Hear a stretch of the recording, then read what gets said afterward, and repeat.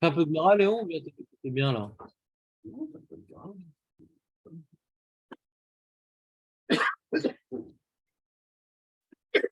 Léon, pourquoi tu tousses? Tu t'en vas déjà? Non, bébête? Qu'est-ce qui t'est arrivé aujourd'hui? Hein? Ah là, bah, j'espère que tu vas gagner, tu es arrivé premier.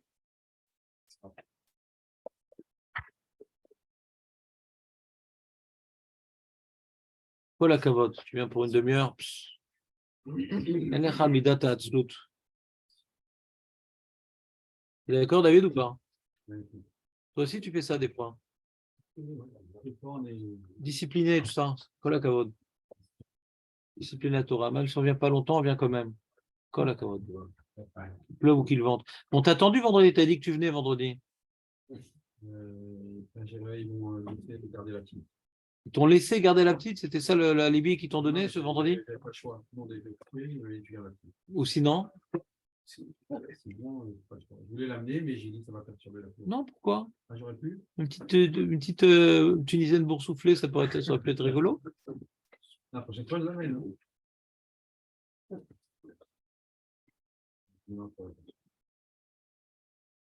J'ai commencé à écouter Mickaël. En plus, c'était Mickaël, c'est ça? C'est ça? Ouais.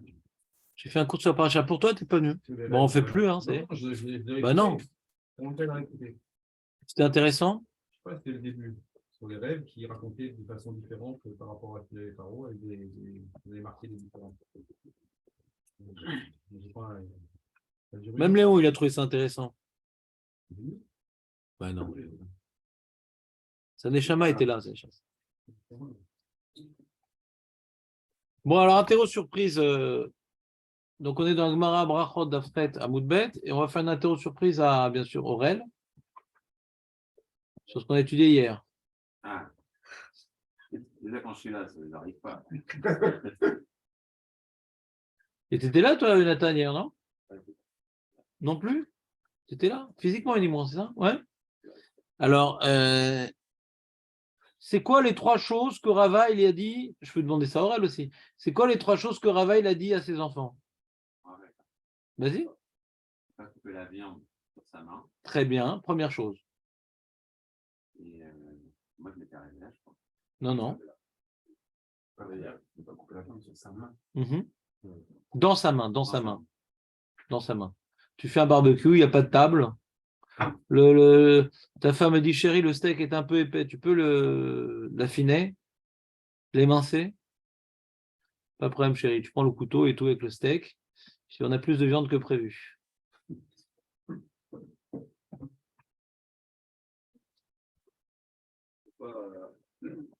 Pas s'asseoir sur le lit de Naramien. Voilà, faut pas s'asseoir sur l'île d'une araméenne. T'étais là, Aurel, pour ça? Je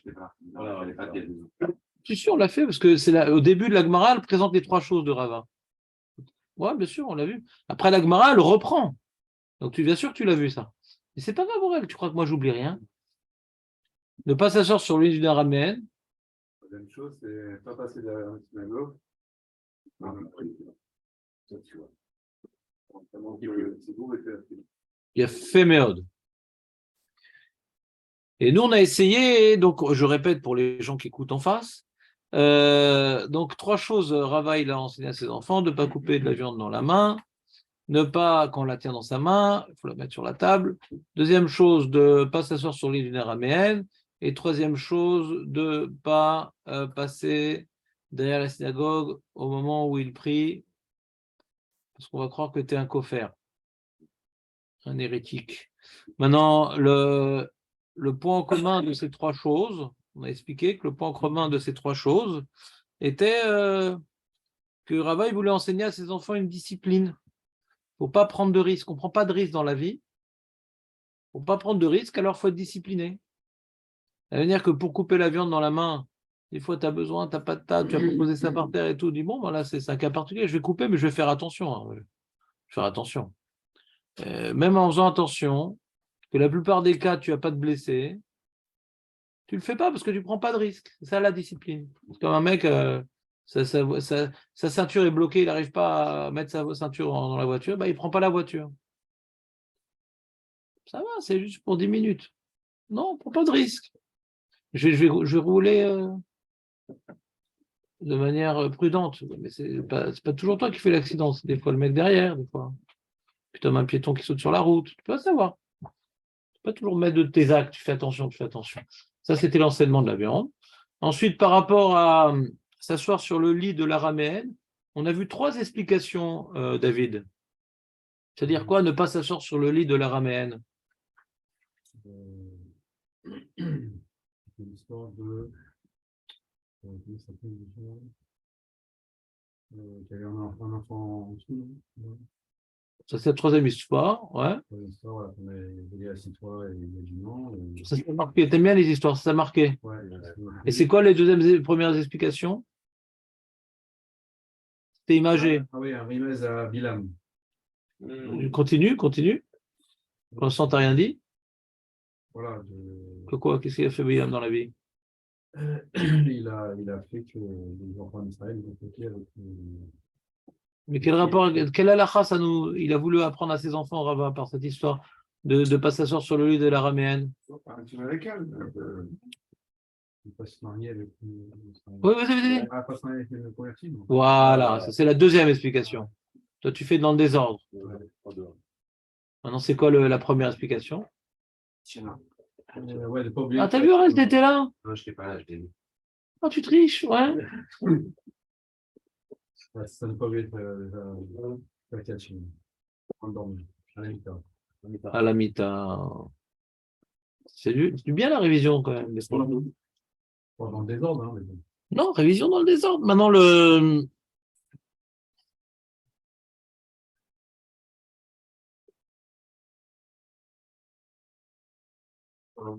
Et les 3 explications sont liées par la même idée qu'on ne prend pas de risque.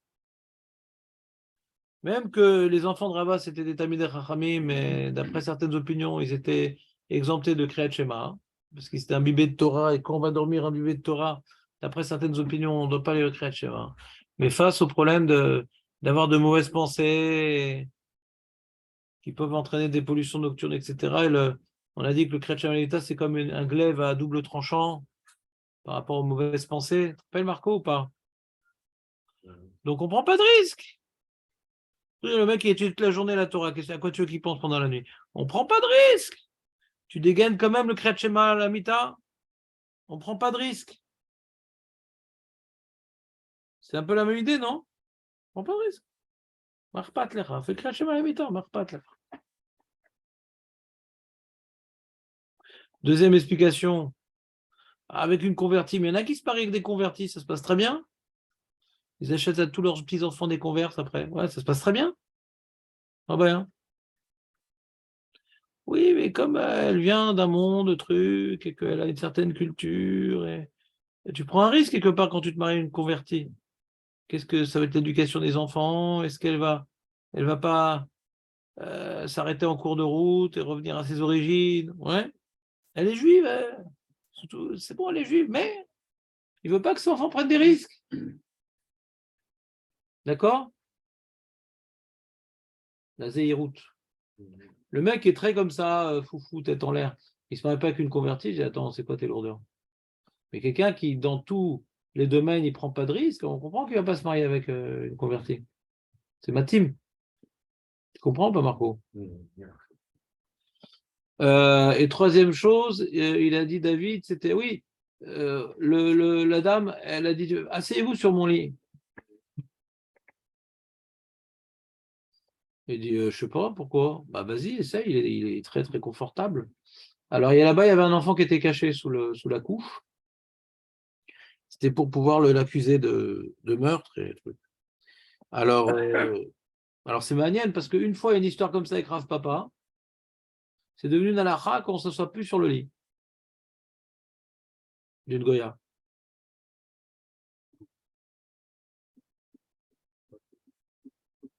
Vas-y, pose ta question, Nathan.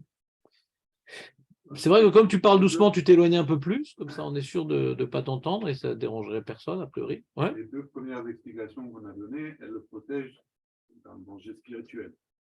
Non. Ah, tu parles, oui, dans la ramite, oui. Et là, ça le protège d'un danger pour. Asma Mabaya, je n'ai pas compris. Pourquoi ça doit être le même sujet? J'ai pas compris. On a une phrase que Rava, il a dit à ses enfants. Une seconde. Il a dit une phrase, Rava, à ses enfants. Et la Gemara, elle ne sait pas ce qu'il a dit comme phrase.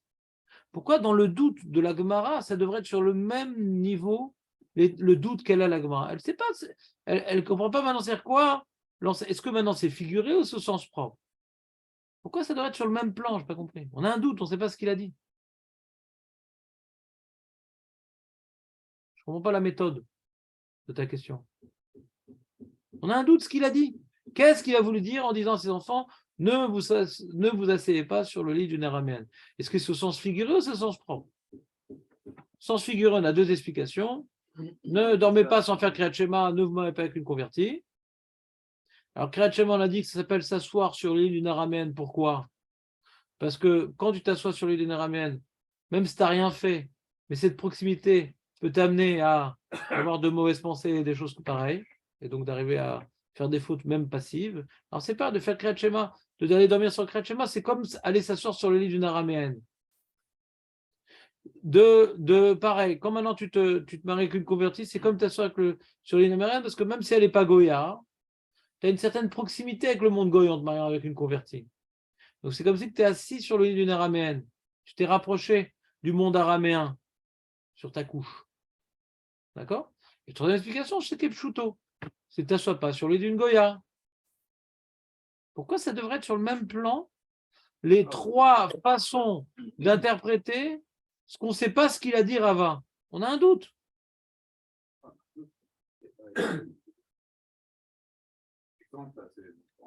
Faire passer un message. Oui, oui ou non. Ou c'est au sens figuré, ou au sens propre. Ben pourquoi ouais? C'est pas une question. On ne sait pas ce qu'il a dit. Est-ce que c'était une image ou c'était mamage? Ne vous asseyez pas sur le lit d'une goya. Elle a un safek sur ça. Elle a différentes façons d'interpréter la phrase qu'il a dit à ses enfants. S'il était vivant avant, on lui aurait demandé qu'est-ce que tu veux dire? Il est mort. Qu'est-ce qu'on fait? Alors on dit peut-être il va dire ci, peut-être il va dire ça, Maintenant, moi, ce que je demande maintenant, c'est parce qu'une fois une histoire comme ça avec Rav Papa, alors ça y est, désormais, on ne se soit plus sur le lit d'une goya parce qu'il y a peut-être un enfant mort en dessous.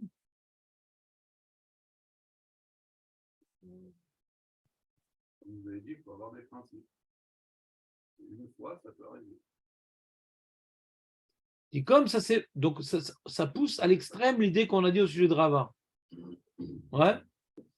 Que lui, il a pris cet enseignement. Il existe, après la Gemara rapporte cet enseignement. Il existe, il n'est pas appliqué qu'aux enfants de Rava. Ouais. Et lui, il a dit ça sur ses dernières paroles avec ses enfants. De la manière que Chachamim, des fois, ils nous font appliquer des principes. Ouais. Alors, c'était pour lui une phrase, c'est comme tu vois, comme Shmuel à Katan, il disait dans Pirkei Avot que Binfol oivecha al tismar. Ne te réjouis pas de la chute de tes ennemis. C'est un passouk de Mishlé. C'est quoi cette Mishnah? C'est un passouk de Mishneh. Binfol oivecha al tismar. Il dit à Shmuel Amar, la Mishnah dans la vote a dit Shmuel, ouais, à Katan Omer, Binfol oivecha al tismar. Aya Omer, ouais. Mais qu'est-ce qu'il a dit? Il disait un passouk. Genre, tu dis, qu'est-ce qu'il a légué, Moshe Amar, à cet ami? Bechukota et Telechou. Mais c'est pas lui qui a légué ça, c'est un passouk de la Torah.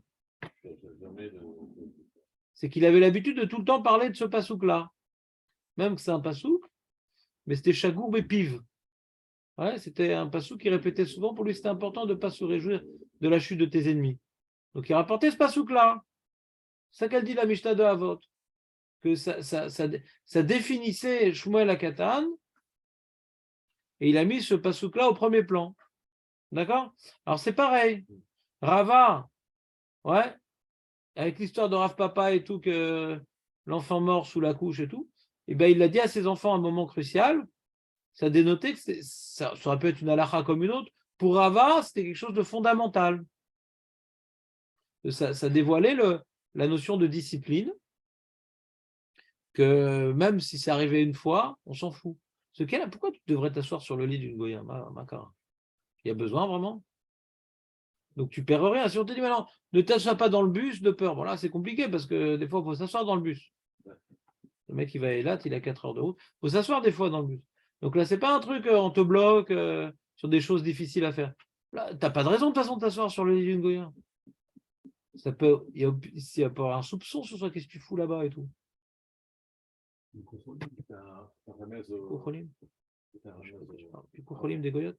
Je m'assois sur son lit, c'est bien. Non, Non, c'est une histoire là, une vraie histoire. C'est fini le sens figuré. On est au sens propre ici. C'est une vraie histoire. Ah, pourquoi tu dis l'enfant mort, c'est vrai messe ou mauvaise pensée? Pourquoi tu dis ça? Lui, il a dit comme ça. Non. Troisième chat, c'est mamache, ne t'assois pas. Kepchuto, ne t'assois pas sur le lit d'une araméenne. Voilà. Il dit, attends, mais c'est arrivé une fois, ça va arriver encore? Oui, mais tu gagnes rien de t'asseoir. Donc prends pas de risque, inutile. Tu comprends ou pas?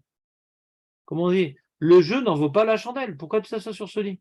Ben, je sais pas, j'avais un coup de barre. Justement, bar en araméen, ça veut dire enfant. C'est un coup de barre. Ouais.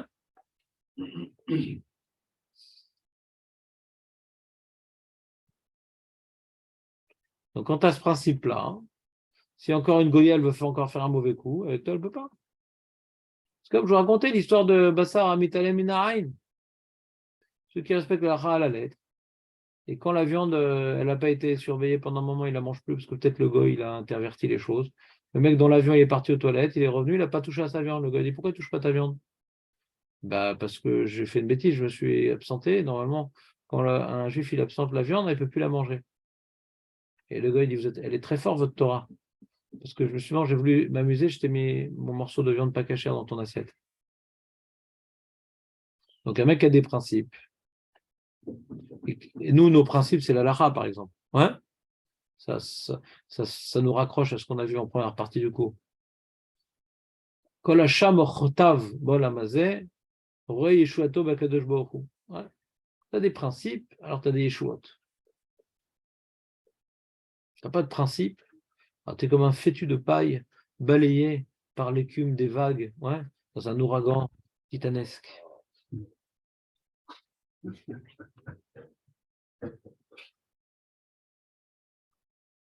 C'est clair, Léon, ou pas?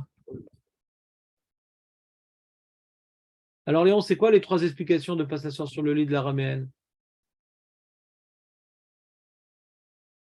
Non, sans regarder dans le livre, parce que je sais que tu sais lire. Il ne faut pas s'asseoir sur le lit de l'araméenne.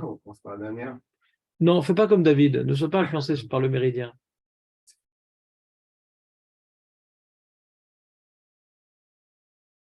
Le schéma à faire, le schéma. Avant de dormir, il y a fait Méon, ça c'est dans l'ordre, il y a fait. Deuxième halakha déduite de cette image, ne pas se marier. Les chaussures, là, ne pas se marier avec. Non, une convertie. Une Goya n'a pas besoin de dire de ne pas se marier avec une Goya, on sait qu'on ne peut pas se marier avec une Goya.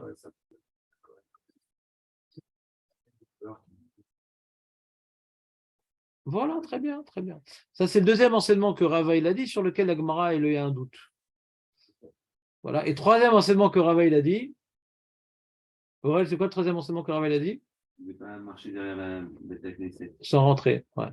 Et sur ça, la Gemara elle a reporté un certain nombre de points. Elle a dit, ah, mais si maintenant il a des filines, alors il n'est pas obligé de rentrer.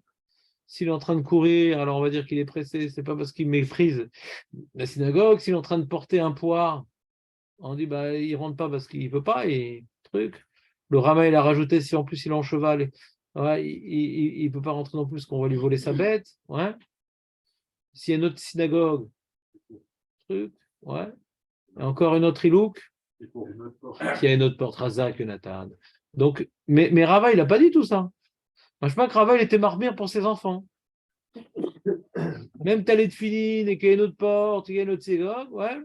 Essaye de pas. Parce que c'est quoi l'enseignement de Rav? Il faut que tu aies une discipline pour qu'il n'y ait pas prendre de risque. Ne prends pas de risque, on te soupçonne. Donc il était plus marmire que le din. S'il n'a pas rapporté à ses enfants toutes les coulottes qu'il y avait par rapport à ça. Et je lui ai dit, ne marchez pas derrière là, ne passez pas dans les... Ils sont en train de prier. Pourquoi? Mais papa, il y a une autre porte, même. Mais j'ai de fille, même.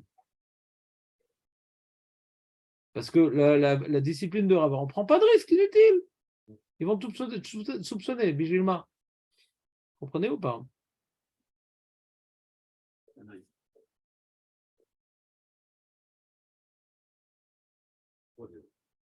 Qu'est-ce qu'il y a, Marco? On peut se marier avec un converti, même Yeshua s'est marié avec une convertie. Bien sûr. Il a des principes. C'est comme le Sefer Chassidim que je vous ai rapporté. Il dit des choses qui sont plus que le din, mais il y en a qui disent qu'il a ordonné ça à ses enfants uniquement, le Sefer Chassidim.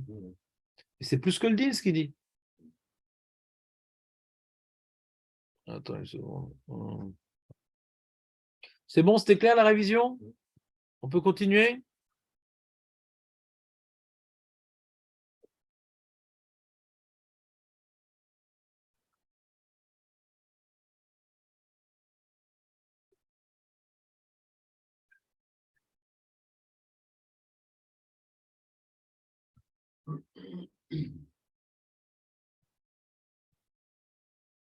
Ouais. Allez, on continue. La Gemara rapporte un enseignement qui est assez proche.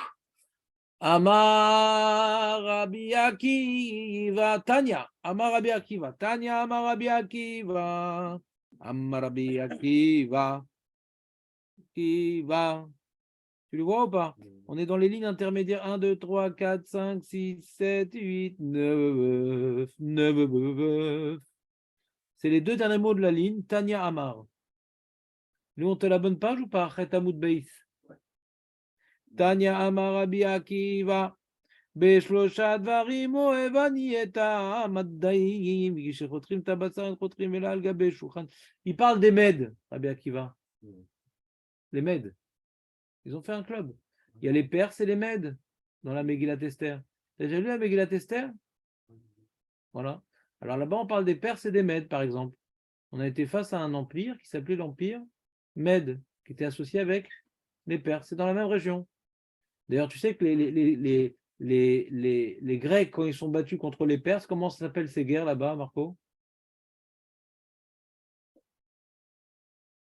Les guerres médiques.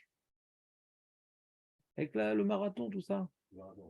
Le mec est venu à la ville qui s'appelle Marathon et c'était par rapport aux guerres médiques. Ah, pourtant, c'était contre les Perses. Perses et Mèdes, c'est pareil. De là, on voit que Perses et Mèdes, c'est pareil. Parce que pourquoi ça s'appelle les guerres médiques? On a dû les guerres persanes. Pourquoi les guerres médiques? C'était pareil. Ils intervissaient, ils avaient. C'est comme Bennett et Lapid. Ils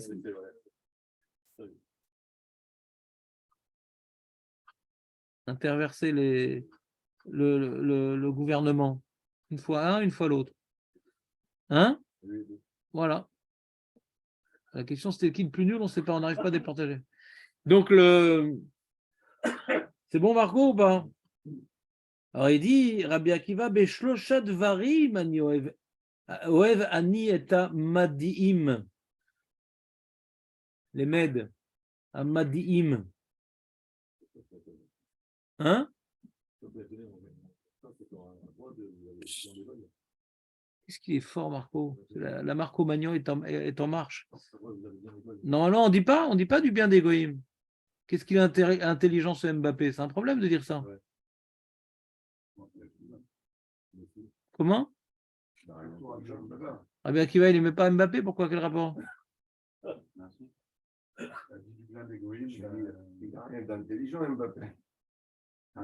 C'est pas lui. C'est pas lui. C'est Rabbi Shimon Bar Yochai, tu veux dire. Rabbi Shimon Bar Yochai, lui maintenant il y avait Rabbi Yehuda qui avait dit du bien. Ah, les Romains, qu'est-ce qu'ils sont? Ils sont pas fous ces Romains. Ouais. Ils ont fait ils ont fait des routes, ils ont fait des ponts, des trucs. Et Rabbi Shimon Bar Yochai dit mais ce qu'ils ont fait, ils l'ont fait que pour eux, pas du tout pour nous et tout. Il y a un mec qui a écouté ça, ils ont dénoncé. Il a dénoncé Rabbi Shimon Bar Yochai, à cause de ça, il a dû aller dans la caverne. Donc justement, Rabbi Shimon Bar Yochai, il a accompli cette halakha. On dit pas de bien des goïms. Il est marqué Lotechanem. Et tous les méfarchim posent cette question, Marco. T'as triché ou quoi? Non, ça donnait quand on l'avait dit, quoi.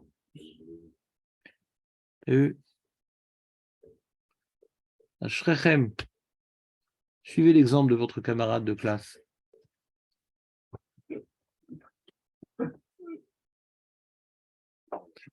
Il est arrivé dans ce Beth Midrash qu'il n'avait jamais ouvert une page de Gemara. Tous les Mefarshim posent cette question-là. Tu as une idée de réponse, Marco, si déjà tu étais puissant? Alors, qu'est-ce que tu aurais donné comme réponse? Déjà, on va voir les 3 choses qu'il a dit. Ouais. Et après, on va donner la parole à Marco. C'est son jour, c'est son anniversaire. Il dit comme ça.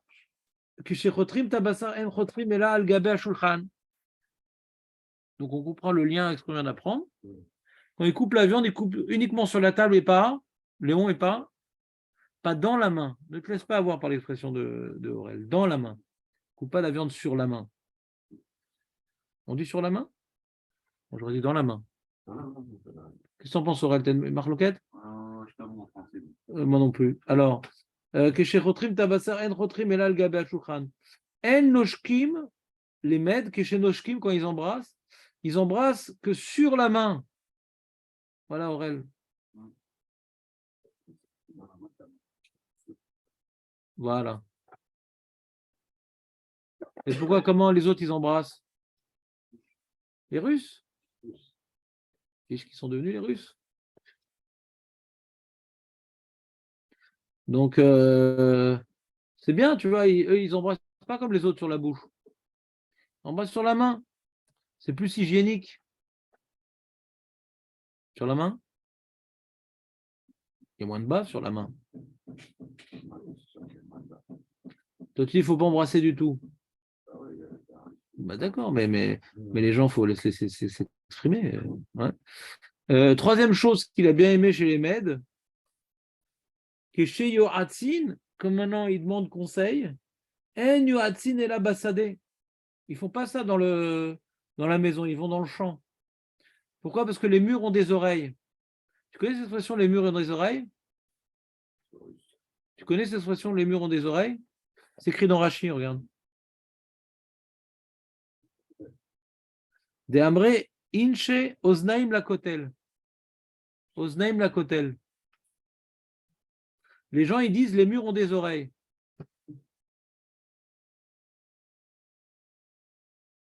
D'ailleurs, moi, j'ai utilisé une perceuse aujourd'hui enfin hier, ou avant-hier, pour accrocher une montre. Ouais. C'est comme un coton-tige en vérité, parce que si les murs ont des oreilles, ouais, quand tu mets une vis dans le mur, c'est comme un coton-tige. Donc, regarde ce qu'il dit Rashi, le Rashi juste au-dessus. Al-Gaviad, ils embrassent sur le dos de la main. Et Yad Chavero Unoshek, ils embrassent la main de leur ami. Vederech Hashivut Uze Mipne Arok. Alors, quand maintenant tu veux montrer un kavod à la personne, tu l'embrasses, ouais, derrière Hashivut sur la main. Et pourquoi pas sur la bouche? À cause de la bave, rock, la salive. Rock. La salive qui roule, c'est rock and roll. Ouais, rock, la salive. Tu vas te rappeler maintenant de rock and roll? La salive qui roule. Ouais. Donc rock, c'est la salive. Et c'est quoi la troisième chose qui sont bien les mèdes pour ça? Dis-moi les 3 choses qui sont bien les mèdes, qu'il a aimé les mèdes, Rabbi Akiva. Léon, première chose, voilà sur la table. Deuxièmement, voilà, et troisièmement, voilà, pourquoi pas dans la maison? Voilà, Chazakubaro. Amarav Adabarava Maikra. C'est quoi le pasouk qui confirme que ce que les mèdes, c'est une bonne chose? Pas qu'eux, ils ont étudié la Torah, c'est pas qu'on rapporte un pasouk pour eux, ouais. On a un pasouk qui dit la même chose que les mèdes, eux, ils l'ont fait spontanément. Mais nous, on a un pasouk qui confirme ce qu'eux, ils ont fait spontanément, de jamais demander conseil. Ils viennent tout le tour s'éloigner dans un champ. Pas dans une forêt, parce que dans une forêt, il y a des arbres, des gens qui peuvent se cacher dans les arbres. Dans un champ, il n'y a pas de taupe. Vaishlar Yaakov, Vaikra les Rachel et Léa, Sade El Tsono. Il a amené Rachel et Léa, Yaakov, dans le champ où il y avait ses moutons. Voilà, pour pas que Lavan il entende.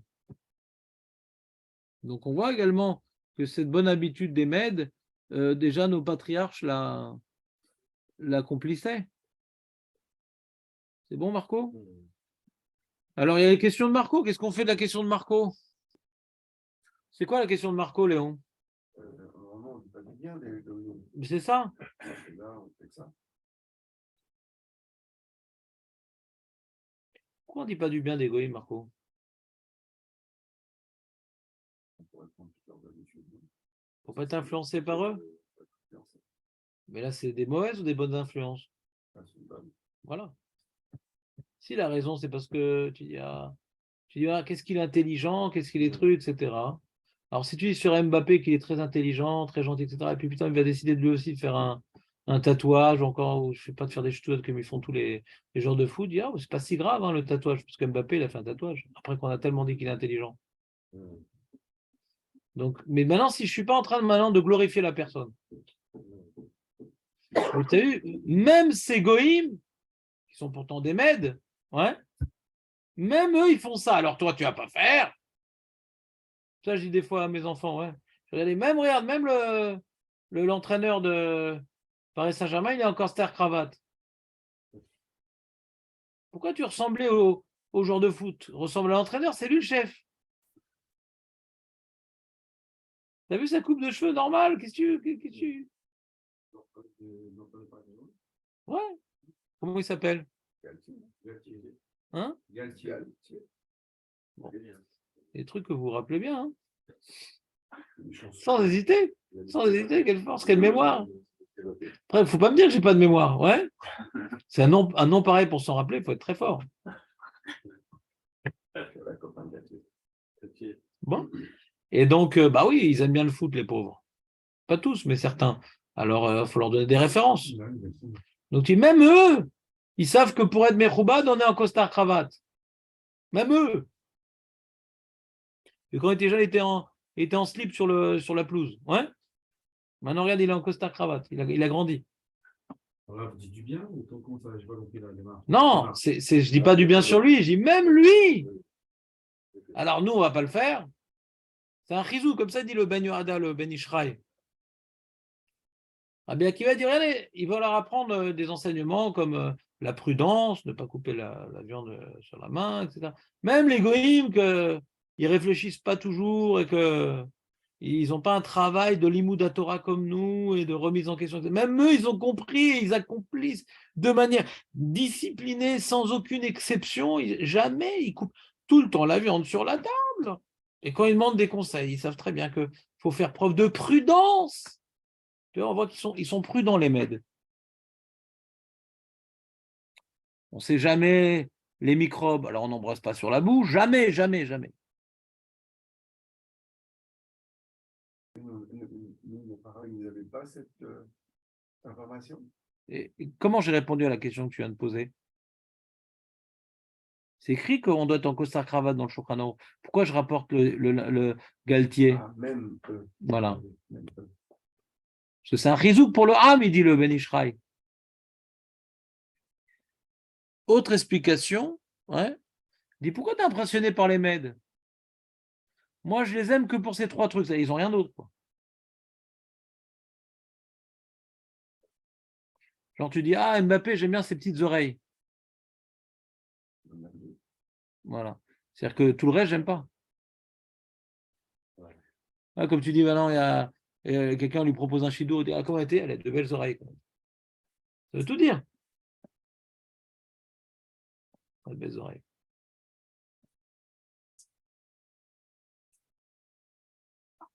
Sa joue droite est très, très... Voilà. Elle a des grosses midotes. Ouais. Quand les goyim, ils font des bonnes choses, on ne le dit pas. On le dit pas. On s'abstient. Même si c'est des faits, c'est une bonne. On n'a pas le droit de dire. À moins que ce soit un réseau pour nous.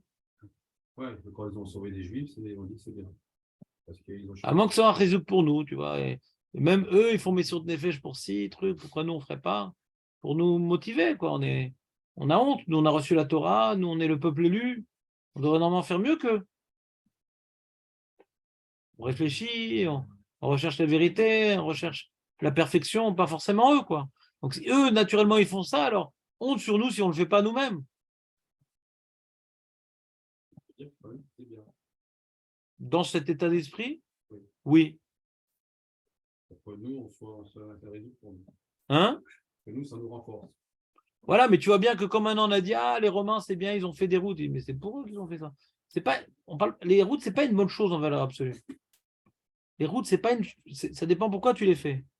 Maintenant, dans ta vie privée, de faire preuve de prudence par rapport aux blessures, par rapport, ouais, la viande, par rapport aux microbes, embrasser, ou par rapport au danger de concurrence, de faire des conseils de manière prudente, ouais. Alors ça, c'est de la prudence. Faire des routes, pourquoi tu dis ils sont gentils, ils ont fait des routes? Là, tu parles maintenant de leur intention. Ils sont gentils, ils ont fait des routes. Qui te dit qu'ils ont de bonnes intentions? Même sur les Perses, ouais, que le roi perse qui a construit le deuxième Beth Amikdash, Agmara dit c'était un rachat. Il l'a fait pour pouvoir faire des fondations en bois, qu'il peut brûler au plus vite le Beth Amikdash s'il voit qu'il y a une rébellion. Ne dis pas des louanges sur un goy parce que Chesed, Leumim, Khatat. Ce qu'ils font, c'est toujours avec des intérêts derrière la tête.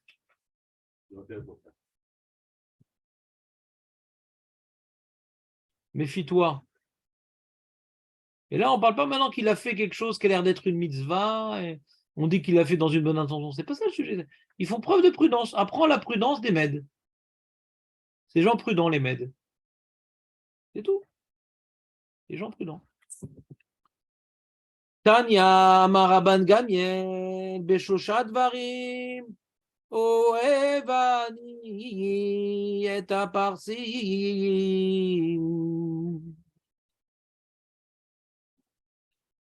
Maintenant, on parle des Perses.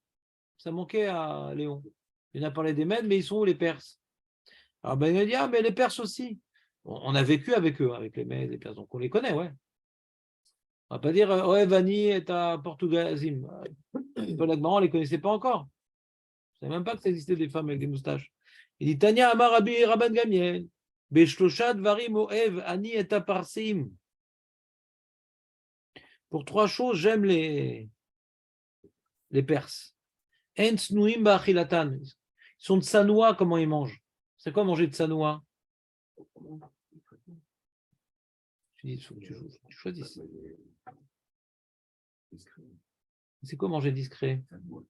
C'est quoi manger de Sanois, David? T'as déjà mangé de Sanois, toi, David? Bien sûr, tout le temps. Non. C'est pas du tout ton genre. Ouais. Comment ça? Je mange pas avec les mains. Quel rapport de Sanois avec les mains? Moi, la tête, proprement.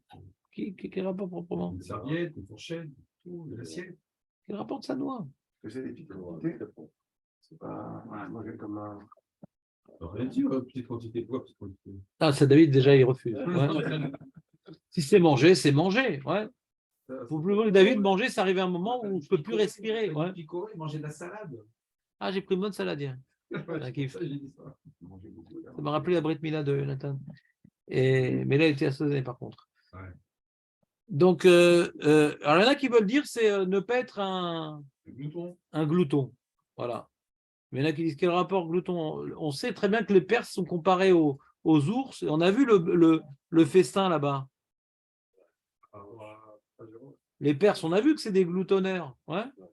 Pendant 180 jours, c'est quoi ce truc-là? Donc tu peux dire que les Perses, tu peux dire que manger de sa noix, c'est de ne pas manger comme un glouton, mais tu ne peux pas dire ça sur les Perses. Sur les Perses, tu ne peux pas dire ça. Donc quand tu vois Perse, Sanoa, Bahila, tu ne peux pas dire pas glouton parce qu'on la Chachamim nous ont dit on les compare à des ours. Tu as déjà vu un ours manger du miel? Bien sûr qu'il est glouton. Mais il y a manger devant les gens, manger dans la rue, manger. C'est ça de Sanoa. Il y a écrit dans la Gemara Chagai, il y a trois choses où on ressemble à des orges, et à trois choses où on ressemble à des animaux, les hommes. Les trois choses où on ressemble à des animaux, c'est on mange, on se reproduit et on défèque. D'accord? Ces trois choses où on ressemble à des animaux. Sur ces trois choses-là, les Perses, ils étaient de Sanoa. Il y a marqué donc Snuim Bachilatan, Snuim Bebet Akise,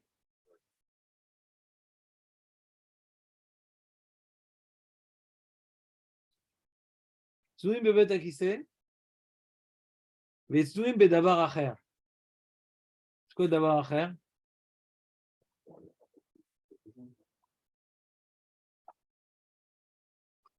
Alors, c'est quoi? Alors, Bémet, la Gemara nous dit ailleurs, ouais. La Gemara, dans Tuvot Daf Memchet, ils étaient tellement de sanois, les Perses, dans les rapports conjugaux, qu'ils faisaient la mitzvah habillée, même pas nus. Même pas nus.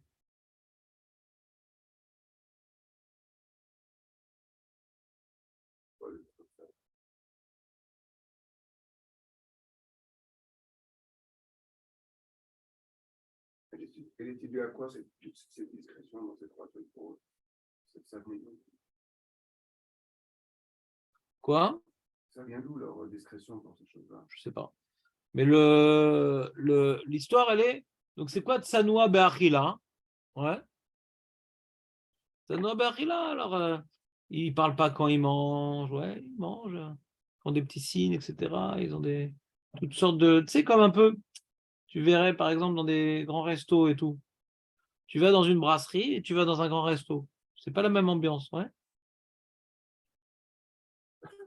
Ginette, ouais, tu m'en remets deux, là. D'accord? C'est très grossier. Et il y a.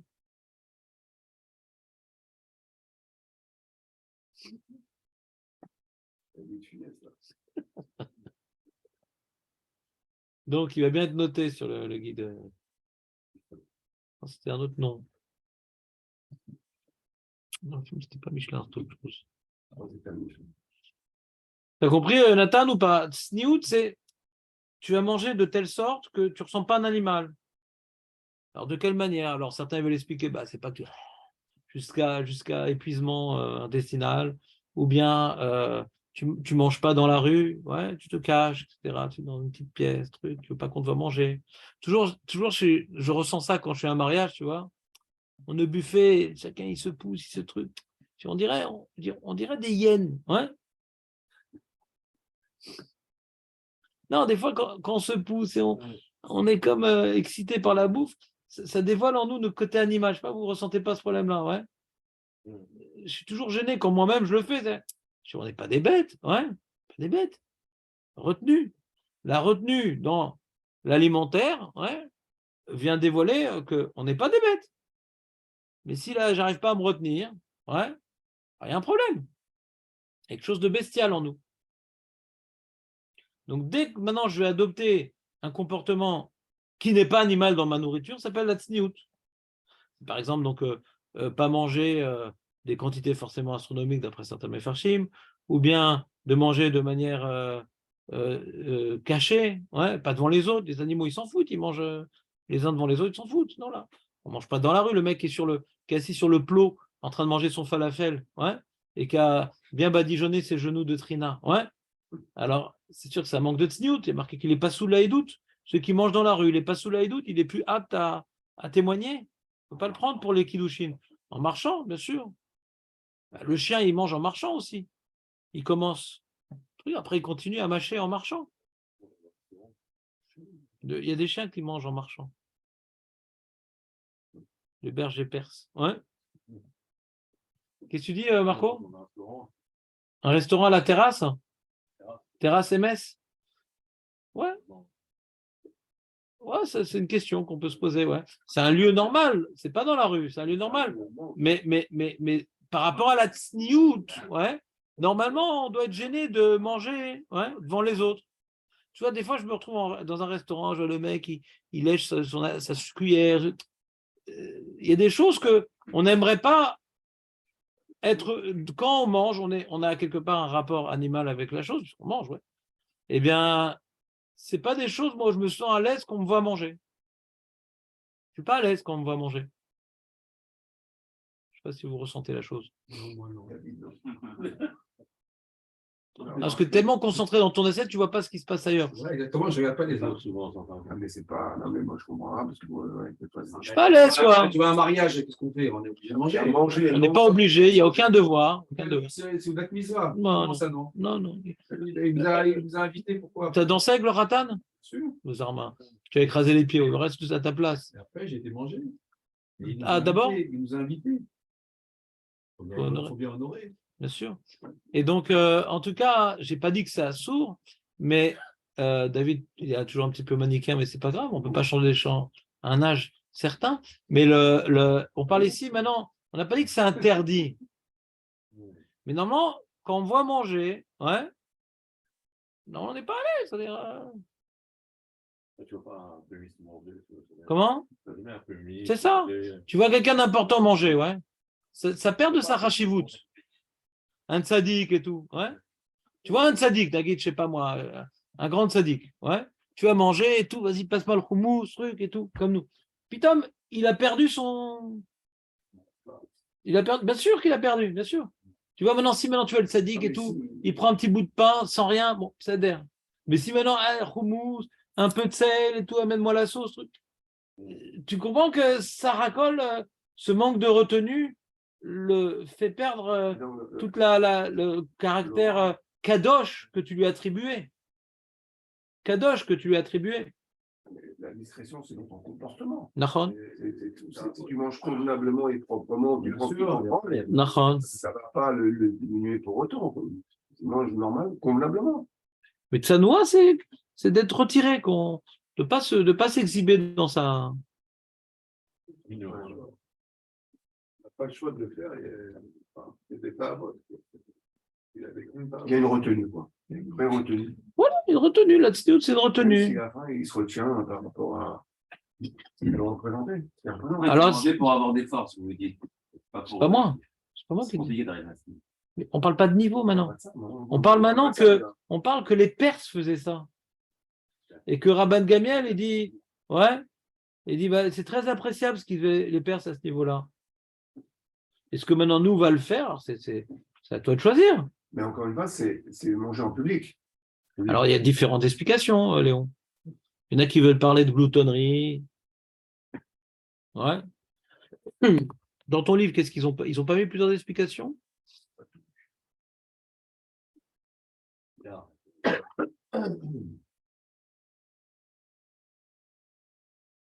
Il y a une Mara dans même Vav, dans Brachot, qui nous rapporte que les Perses, ils avaient vraiment. Et c'est vrai encore aujourd'hui. Les Perses, donc les Iraniens, ils ont beaucoup de plats, beaucoup de trucs et tout. Donc, c'est-à-dire, en vérité, ils avaient plein de principes dans la nourriture. L'inverse, par exemple, l'inverse de la tsniout dans la nourriture. Le peuple le plus béhémi dans la nourriture, c'est américain. Ouais. On bouffe pour bouffer. On s'en fout, on mélange tout, on mange devant les gens. Ouais, et d'ailleurs, ils ont des dimensions certaines au niveau corpulence. Ouais. Mais ils n'ont aucun principe, quoi. Bassar, halav, dagim, truc. L'homme est chané, aucun principe. Tu as plus maintenant, tu as des principes dans la nourriture. Non, les couverts de poisson, les couverts. Tu es moins animal, tu comprends? Dès que tu as des principes, ouais, dans la nourriture, ouais, ça, on ne sert pas ça maintenant comme ça, et pas dans ces couverts-là. Donc, tu vas humaniser ta nourriture. Donc, il y a une culture, on va dire, dans la nourriture. Il y a une culture. Pas, vas-y, pas, je m'en fous. Mais non, ça, c'est pour manger les champignons, et ça, c'est pour manger. Je m'en fous, moi, donne-moi une louche en tout, là. Ouais. Comme Esav, tu vois, on dit, il a tout pris d'un coup comme un animal. Ouais. Mais dès que maintenant, non, ça, on mange ça avant, ça mange ça après. Ouais. D'abord, il y a l'entrée, après, il y a le dessert. Ouais, je m'en fous, on mélange tout. La merloc, il mélange tout. S'en fout, il mange avec la salade avec l'hamburger, et les fruits avec l'hamburger, tout ensemble, quoi. Il y a de tout là-bas, il y a à boire et à manger. On est là, on bouffe, quoi, on s'en fout maintenant. On a faim, on bouffe. Non, mais on ne mange pas à cette heure-ci. À l'époque, il y avait un truc comme ça, on ne mange pas à cette heure-ci.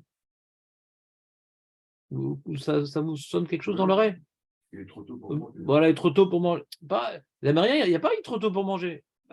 Comment dans une journée tu places les 6 repas? Il n'y a pas il est trop tôt, c'est tout le temps. Ouais. Le matin, le midi, le soir. À la Beaucaire, ils prennent l'hamburger. Il n'y a pas le petit déjeuner, le midi, le soir. Hamburger. Ouais. Le matin, ils font du bacon. bacon. Bon, ça, c'est les Anglais. Mais les Anglais, c'est pareil. Hein. Les Anglais, c'est les ancêtres. Moi, j'étais en Angleterre, la nourriture anglaise, c'est une catastrophe. Oui, mais C'est une catastrophe. eux, ils n'en bouffissent pas. Ils sont. Parce que c'est immangeable. Ils sont devenus tsanois parce que c'était carrément contaminé leur truc. C'est immangeable.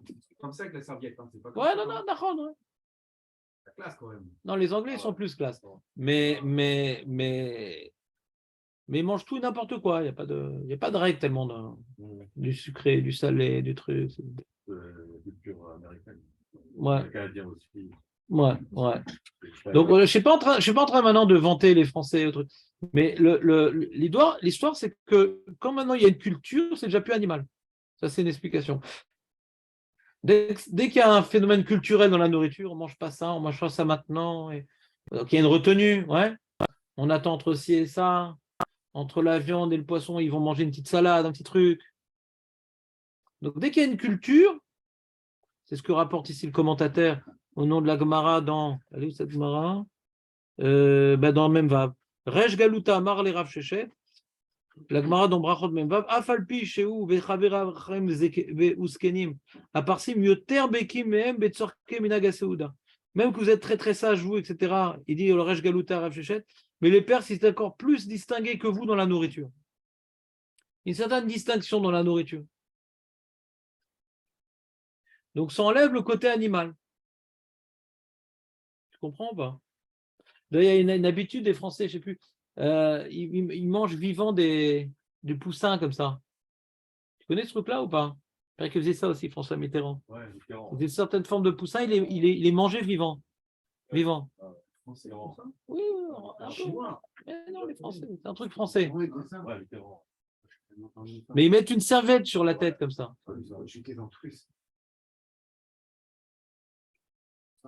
Ouais, c'est une culture noble française. C'est un truc des restes de royauté. Mais ils mettent une serviette. Et quand tu vois Obélix avec son sanglier, ouais.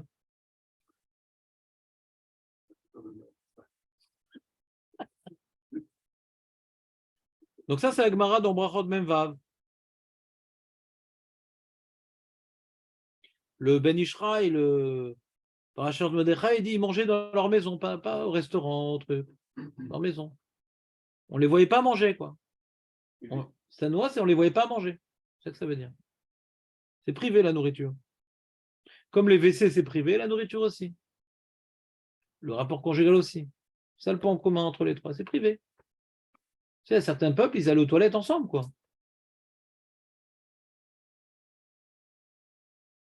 Sur ça, les Perses et les Juifs ont gagné. Dans la culture occidentale, il y a une certaine sniout dans les toilettes. On passe ensemble, on est gêné quand on entend des bruits, etc. Quand c'est des WC publics, il y en a qui ne vont même pas dans les WC publics parce qu'ils ont peur qu'on les entende, qu'on les trucs. Ouais, c'est une certaine sniout. Les animaux, ils font les uns devant les autres, ils s'en foutent.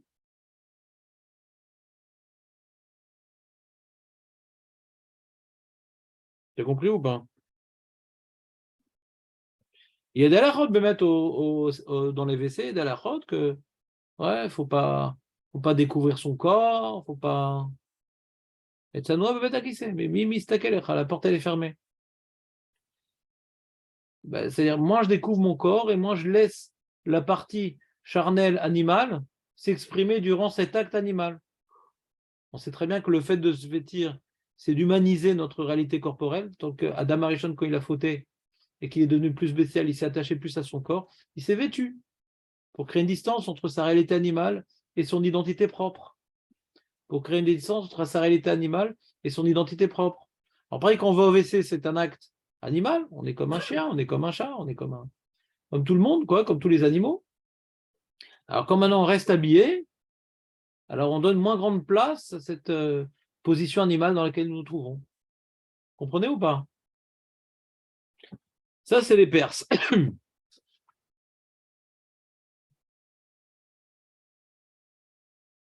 Et curieusement, la Gemara, elle termine sur ça, elle dit, elle rapporte un autre enseignement sur les Perses qui semble être contradictoire. Ani tsiviti le mekudashai, il y a un passage dans Yeshaya qui nous présente que Hachem, il a envoyé les Perses pour combattre les Babyloniens et leur enlever les punir, quoi. Les Babyloniens, ils ont détruit le Beth Amikdash et les Perses, ils sont venus remporter la guerre contre les Babyloniens. Nachon ou pas? Les Perses ont pris le pouvoir des Babyloniens au Rennes, Nachon ou pas? Les Perses. Mais il faut que tu le retiennes. Tu ne peux pas rester dans ça. Les Perses, dans ça. Les Perses, ils sont battus contre les Babyloniens. Ils ont gagné. Et après, qui c'est qui a remporté les Perses? Aurel? Non, je suis pas bon en histoire. Mais je savais que tu allais dire ça. Il n'y a pas, je suis pas bon. Il n'y a pas, je suis pas bon. Ça fait partie de la Torah, cette histoire-là. Hein? Qui c'est qui a remporté les Perses après? Les Grecs. Babel, Perse, Grec. Tu répéteras 3 fois pour demain. Babel, Perse-Mède, Grec. Babel, Perse-Mède, Grec. Non, les Perses ont gagné les Babyloniens après. Et les Grecs ont gagné les Perses. C'est combien ils sont restés au pouvoir, les Perses? On est resté sous domination perse pendant combien de temps? 52 ans, c'est tout. C'est pas très long. Le temps de reconstruire le deuxième Beth Amikdash. Et après, il y a Alexandre le Grand qui est arrivé. Shimon Tzadik, c'était le premier, donc il est arrivé tout de suite, ouais. C'est pas resté longtemps. Il a été très peu de temps sous les Perses. Il fait froid, les Perses. Alors, il y a marqué que les Perses, c'était quelque part les envoyés de Dieu. Ouais, c'est le pshat, pour nous venger des Babyloniens. Après, ils sont cassés, quoi. Ils ne sont pas restés longtemps. C'est les vengeurs de. C'est ça qui dit le Passouk. Anitsi vetil Mekudashai. Mekudashai, c'est les Perses. Quoi, ils sont saints, les Perses? Mekudashai. Mais saints. Ils sont saints? Non, Tané Rabbi Yosef. Elou aparsim a Mekudashim mezumanim legeina. Les Perses, c'est ceux qui sont Mekudashim, ils sont réservés pour le Gehinam. Ils ont une place particulière dans le Gehinam. Je ne comprends pas. Ils sont bien, ils ne sont pas bien, les Perses.